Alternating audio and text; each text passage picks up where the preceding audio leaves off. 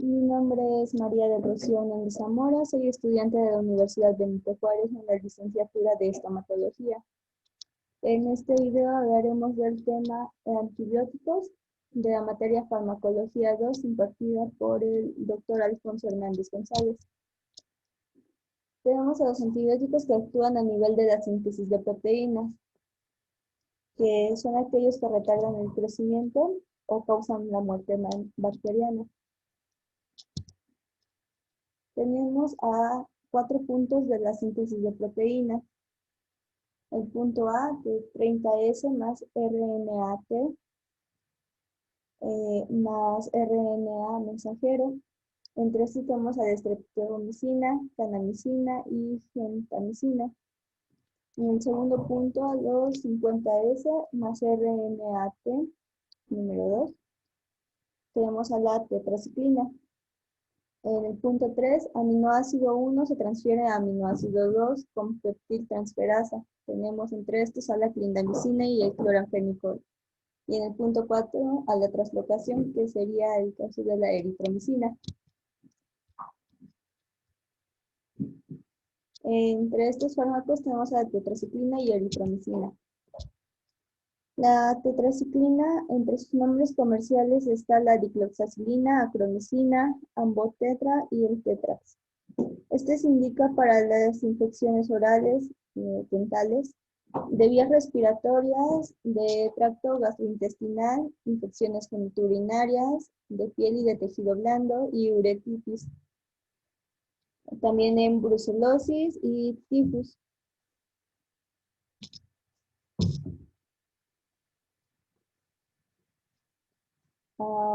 En su mecanismo de acción tenemos que es un bacteriostático que inhibe la síntesis proteica bacteriana y es activo frente a gram positivos y otros microorganismos, aunque tiene poca actividad contra los anaerobios obligados y se genera mucha resistencia bacteriana.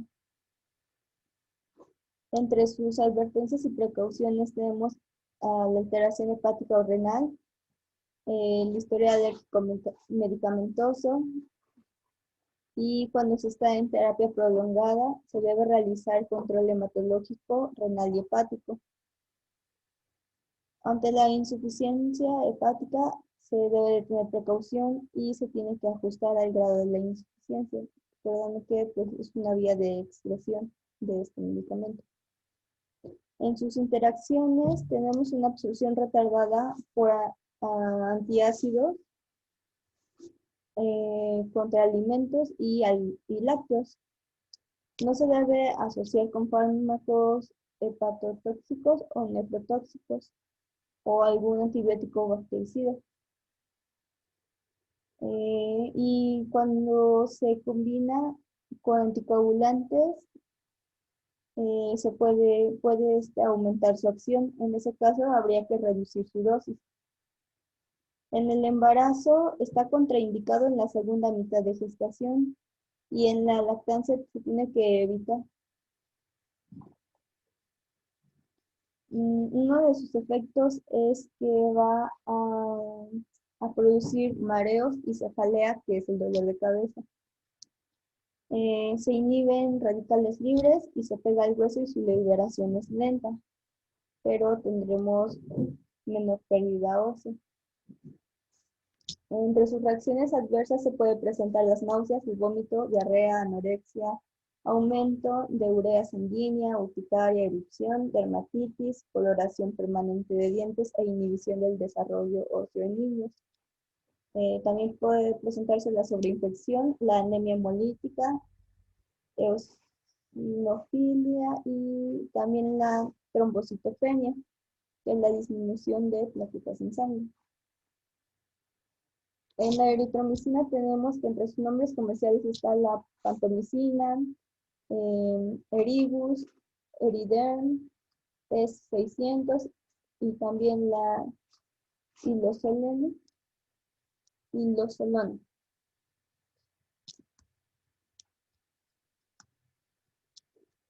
Tenemos que es un antibiótico macrólido.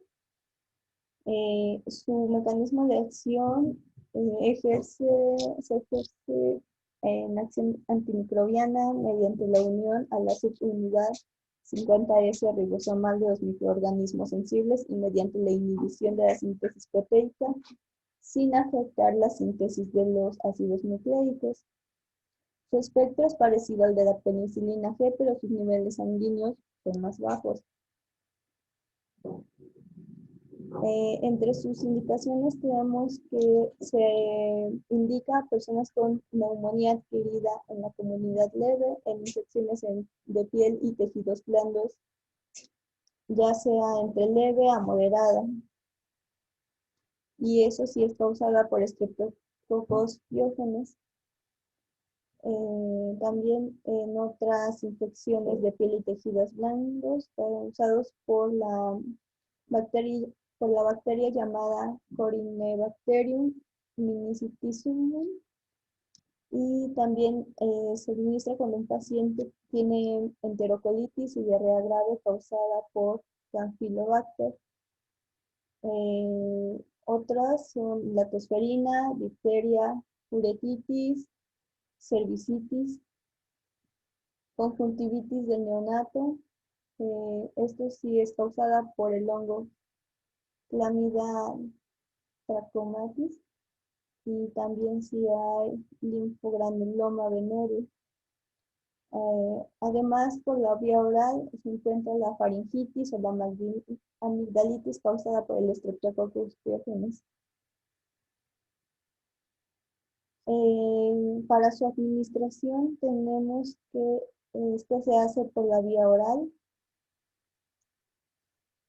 y se le indica a adultos y niños mayores de 8 años consumir entre 1 y 2 miligramos al día en 3 o 4 tomas de 15 a 20 miligramos. Eso dependiendo según la cantidad de kilos que tenga el paciente. La máxima dosis es de 4 gramos al día.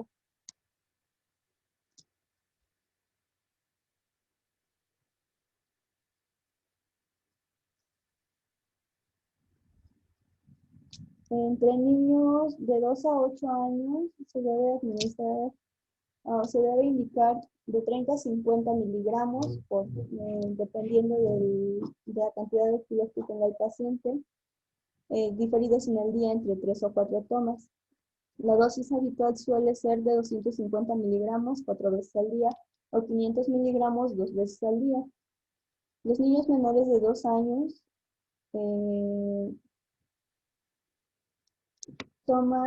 se les debe indicar entre 30 y 50 miligramos al día, diferido en 3 a 4 tomas. La dosis habitual puede ser de 125 miligramos 4 veces al día.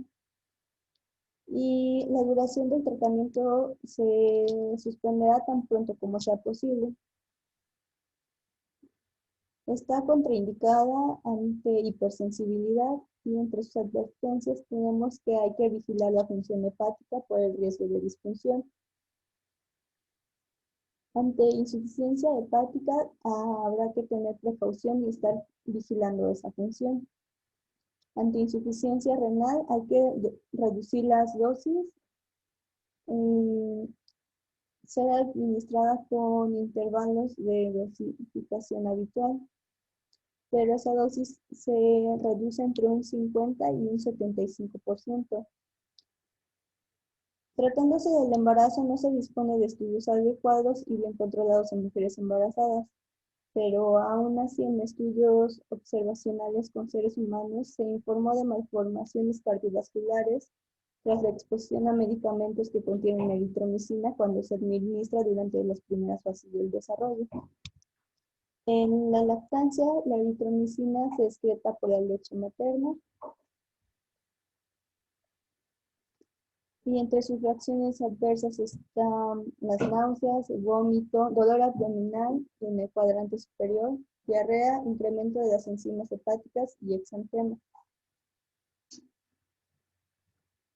Como se había mencionado, este es un antibiótico macrólido y es inefectivo contra bacteroides y 16 tipos de Streptococcus. Este nos indica por lo regular en infecciones orales, pues está indicado en infecciones de vías respiratorias y en pacientes alérgicos a la penicilina. Esta tiene efectos gastrointestinales y es destruida por los ácidos gástricos. Su excreción es hepática y renal.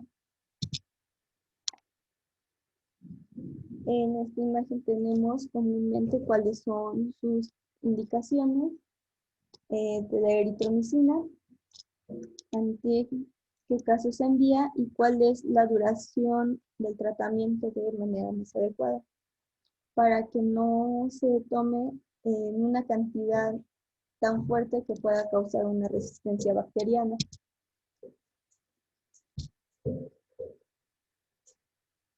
Entre sus interacciones tenemos que está contraindicado con terfenedina, astenisol, cisaprida, timosina o ergotamina. Cuando se combina con las benzodiazepinas, esta va a aumentar su concentración plasmática. En caso de algunos antiepilépticos, habría que ajustar la dosis en caso necesario y va a tener un efecto disminuido por indicadores del CIP3A4, que son, en ejemplo están algunos, la fenitoína, la rifampicina, el fenobarbital y la carbamazepina. Esto va a disminuir también el efecto de algunos anticonceptivos, por ejemplo, y tiene antagonismo con la clindamicina, lincomicina, cloranfenicol, streptomicina, tetraciclinas y colistina, y su metabolismo va a ser inhibido por inhibidores de la proteasa. Y bueno, también podría haber posible toxicidad con la colchicina. Y en algunos casos habría riesgo de hipotensión.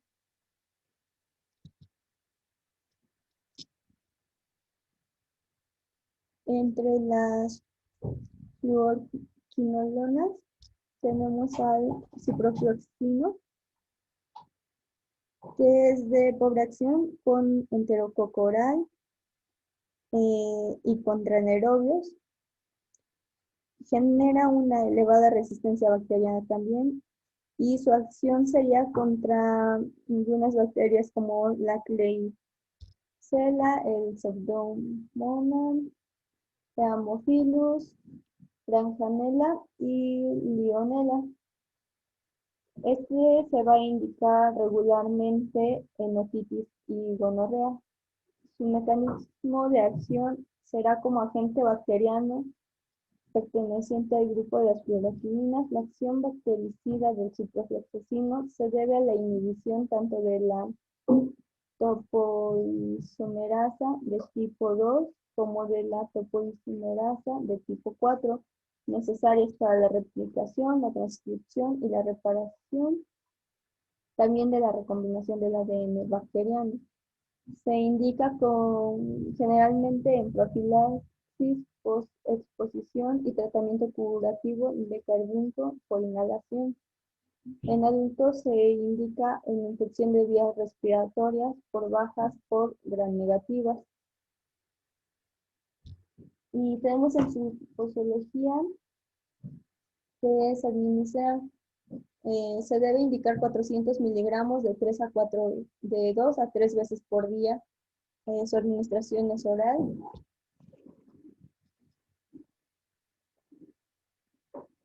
En su modo de administración tenemos que su administración es oral y puede tomarse independientemente de las horas de comida. Y que no debe de tomarse con productos lácteos ni zumo con frutas enriquecidos en minerales. Está contraindicado en pacientes con hipersensibilidad a las quinolonas.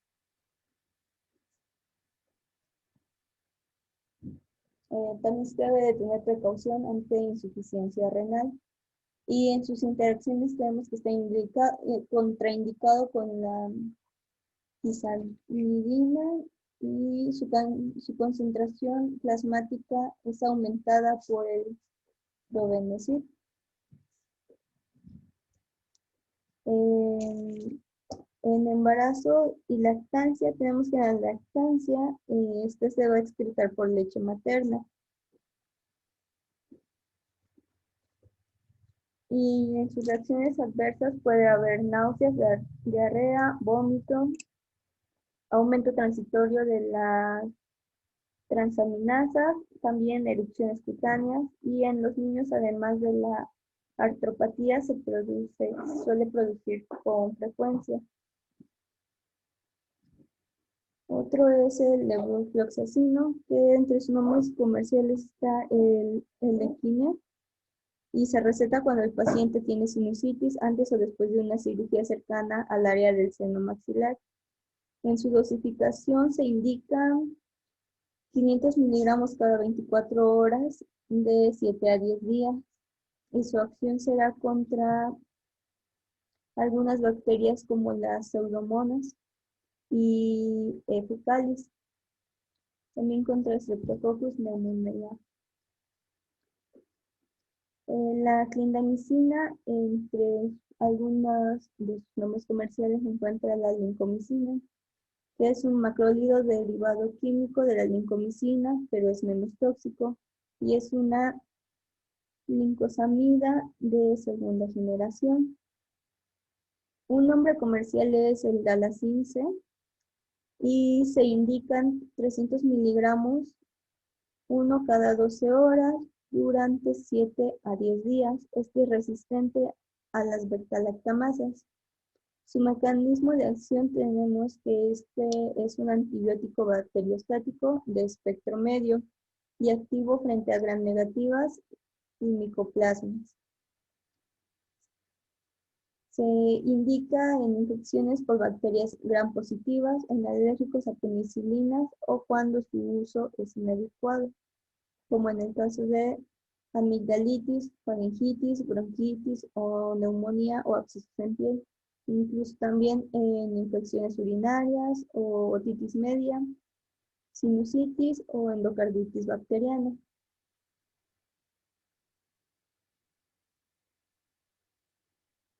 Tenemos que la lincomicina tiene una excelente absorción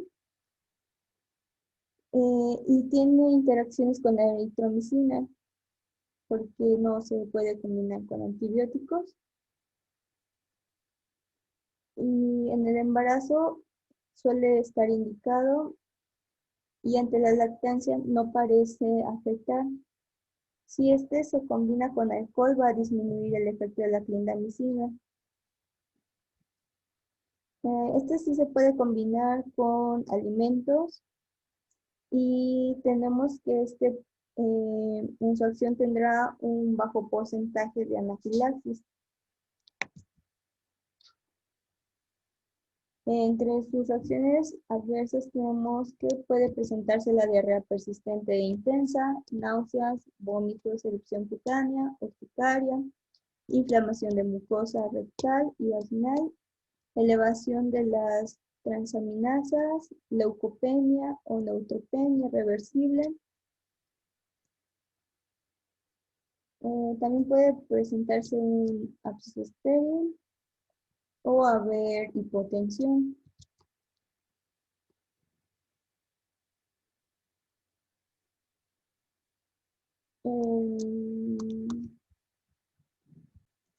Y bueno, esto es lo que se acaba de comentar. Entre el caolín tenemos al caupectato.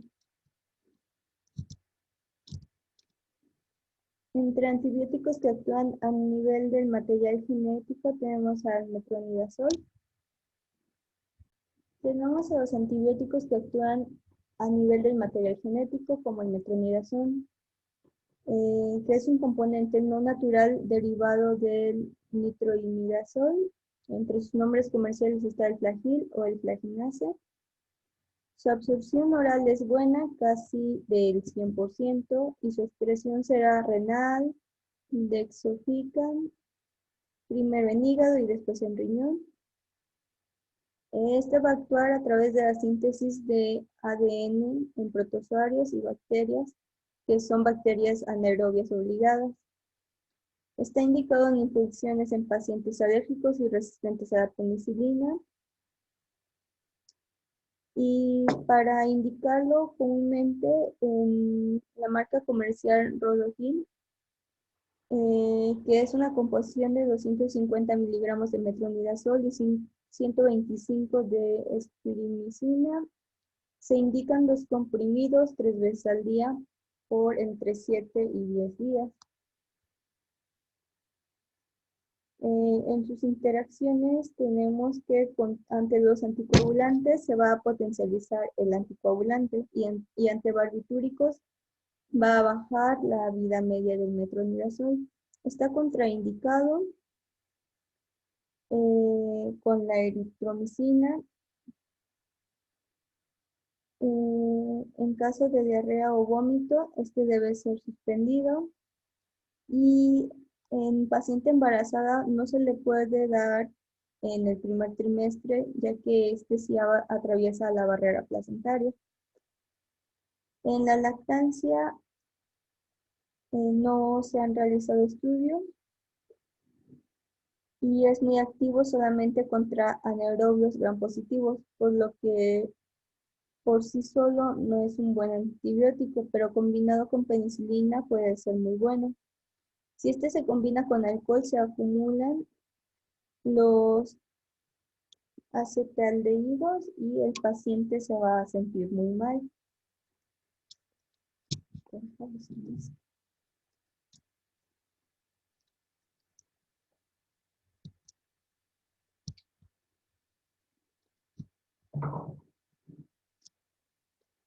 Tenemos a los antibióticos de elección, que es la penicilina V potásica.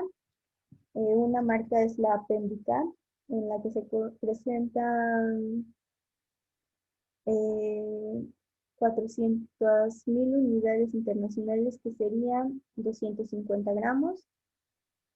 Esta se indica 1 gramo de inicio y posteriormente 2 tabletas cada 8 horas, entre 7 y 10 días.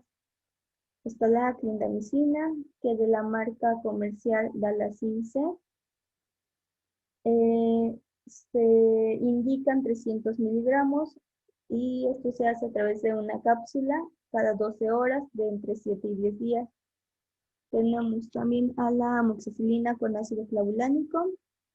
En una marca comercial es la Amoxiclap V. En su presentación está que es de 875 miligramos, entonces se indica una tableta cada 12 horas entre 7 y 10 días. Y también tenemos al metronidazol con la eritromicina. Otro subtema que tenemos es el embarazo por antibióticos. Con todos los antibióticos, especialmente con la rifampicina, que es indicada para la tuberculosis, porque va a afectar a la enzima T450 y habrá una alteración de la circulación enterohepática del anticonceptivo. Entonces esto va a provocar que haya falla de este método. Tenemos a los aminoglúcidos. Son muy efectivos contra los gram negativos. Su mecanismo de acción será bacteriostático. Estos son antibióticos bacteriostáticos y son muy agresivos y en dosis altas podrían dañar al octavo par craneal, que es el nervio auditivo. Entre estos tenemos a la streptomicina, que es indicada para tuberculosis. Para administrarlo será en la vía intramuscular o en la vía intravenosa y puede causar un daño renal. Igualmente podría causar daño al octavo par craneal y bueno, también es muy tóxico. Está la gentamicina, que se utiliza en septicemias contra bacterias gram negativas. La kanamicina se va a indicar en infecciones gastrointestinales. La neomicina es muy tóxica y esta se va a aplicar de manera tópica y se usa para la irrigación en cavidades, quemaduras o para lavar heridas. Otro que tenemos es la vancomicina. Esta tiende a ser muy tóxica y algún nombre comercial que tiene es el vancomicin. Su mecanismo de acción es un bactericida y va a inhibir la biosíntesis de la pared celular bacteriana. También interfiere en la síntesis del ARN y daña la membrana celular bacteriana. Entre sus indicaciones terapéuticas tenemos que se indica en infecciones graves causadas por bacterias gram positivas que sean sensibles a la vancomicina, que no pueden tratarse y no responden a otros antibióticos o son muy resistentes.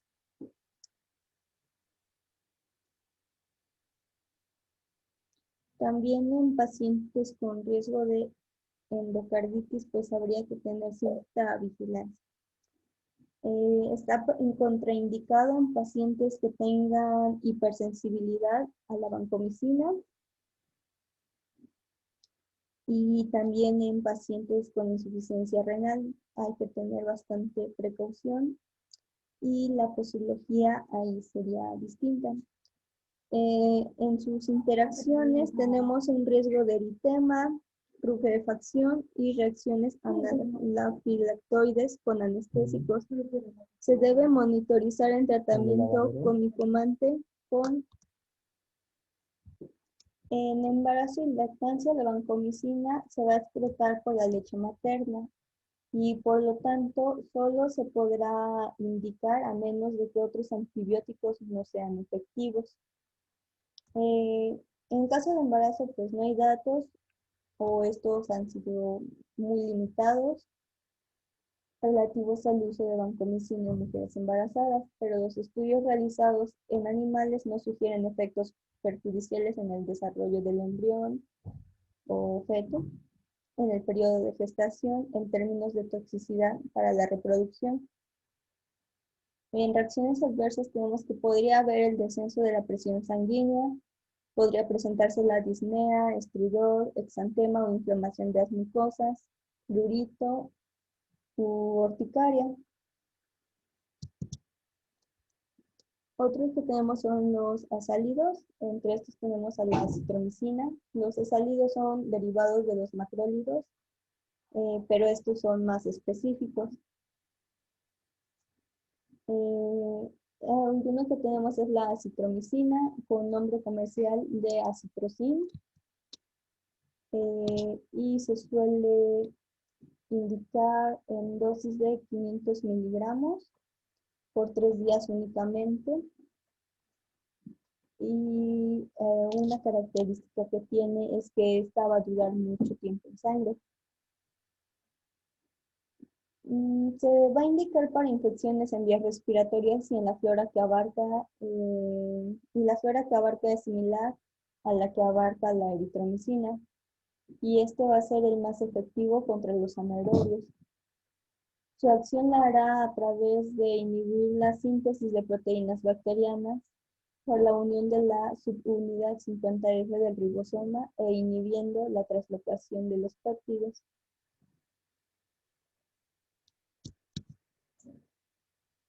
Tenemos también al cloranfenicol, que es un antibiótico bacteriostático de amplio espectro y que este va a interferir en la síntesis proteica bacteriana, inhibe la síntesis proteica a nivel de la unidad 50S del ribosoma bacteriano.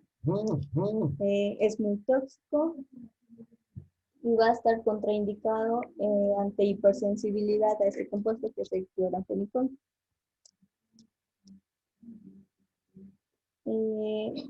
No suele utilizarse como tratamiento de primera línea.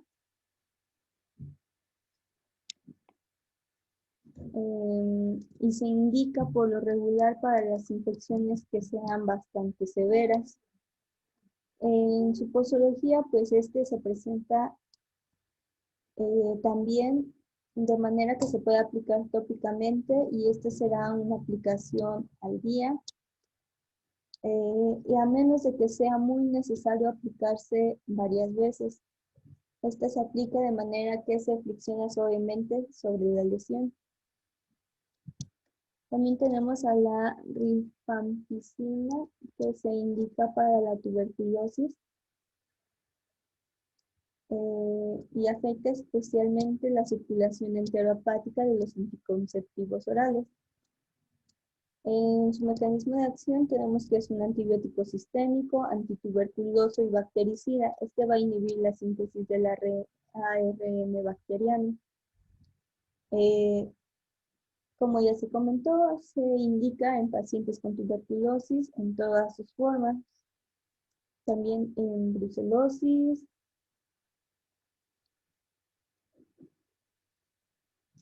y bueno, entre otras serían infecciones causadas por estafilococos. Su administración es oral.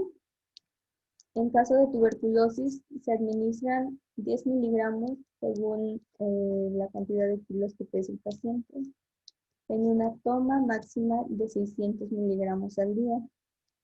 Se contraindica si hay hipersensibilidad o enfermedad hepática que sea activa.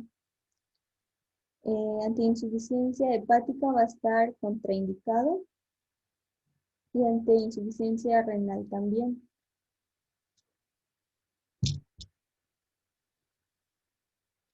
Cuando este tiene interacción con otros fármacos, en ejemplo con la fenitoína, la mexiletina, la quinidina, entre otros, pues habrá que tener precaución porque va a reducir su efecto, va a reducir su acción. El embarazo, si la administración es en dosis elevadas, pues se mostró que la acción teratogénica, que en el caso del estudio que se hizo en roedores, hubo acción teratogénica, pero realmente en estudios en humanos, pues no hay como tantos datos y lo mejor sería pues evitarlo. Como se dice, se indica a menos de que sea muy necesario. Y bueno, esto también se va a eliminar por la leche materna, por lo que la madre tratada tendrá que pues tener otro método. Entre sus reacciones adversas tenemos que pues son muy poco frecuentes y lo que podría causar entre esas reacciones adversas sería la anorexia, náuseas, vómitos, también diarrea y molestias abdominales.